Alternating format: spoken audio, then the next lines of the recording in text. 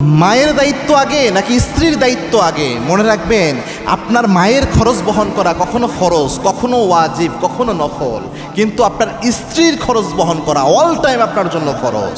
বিয়ের সাথে সাথে এই দায়িত্ব পড়ে যায়। অনেকে বলে যে মা বড় নাকি বউ বড়।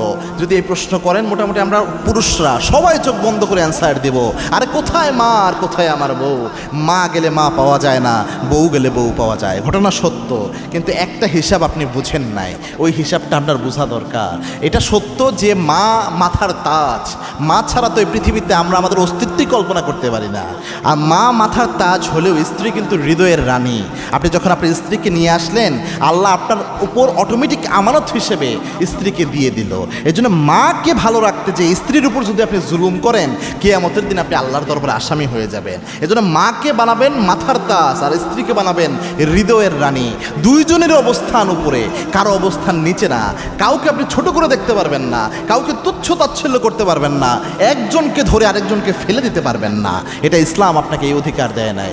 এবং কি আল্লাহর হাবিব সাল্লাল্লাহু আলাইহি ওয়াসাল্লাম জানিয়েছেন, কুল্লুকুম রাইন ওয়া কুল্লুকুম মাসউলুন আন রায়াতিহি, প্রত্যেকেই তোমরা দায়িত্বশীল, তোমাদের দায়িত্বের ব্যাপারে আল্লাহ কিয়ামতের এই কঠিন ময়দানে, in the day of judgement, আল্লাহ জিজ্ঞাসাবাদ করবেন। আপনি জিজ্ঞাসাবাদিত হবেন যে আপনার স্ত্রীর কি অধিকার আপনি দিয়েছেন। আপনি পরিবারকে ধরে স্ত্রীকে ছুঁড়ে ফেলেছেন, স্ত্রীর কোনো খোঁজ খবর নেন নাই, স্ত্রীকে মানসিক যন্ত্রণা দিয়েছেন, আপনার স্ত্রীর অনুভূতির কোনো যত্ন আপনার কাছে ছিল না। আপনি আল্লাহর দরবারে আসামি হবেন। এজন্যে স্ত্রীরাও স্বামীকে সর্বোচ্চ সম্মান করবেন, স্বামীরাও স্ত্রীকে সর্বোচ্চ সম্মান করবেন। পাশাপাশি মায়ের কাছে দোয়া নেবেন, মায়ের সেবা করবেন, ইনশাল্লাহ গোটা দুনিয়া আপনার পক্ষ হয়ে যাবে। যেই সন্তানের জন্য, যেই পুরুষের জন্য দুইজন নারীর দোয়া থাকে, এক হচ্ছে তার মায়ের দোয়া থাকে, দুই হচ্ছে তার স্ত্রীর দোয়া থাকে, ওই পুরুষের সফলতা পৃথিবীর কেউ ঠেকায় রাখতে পারে না।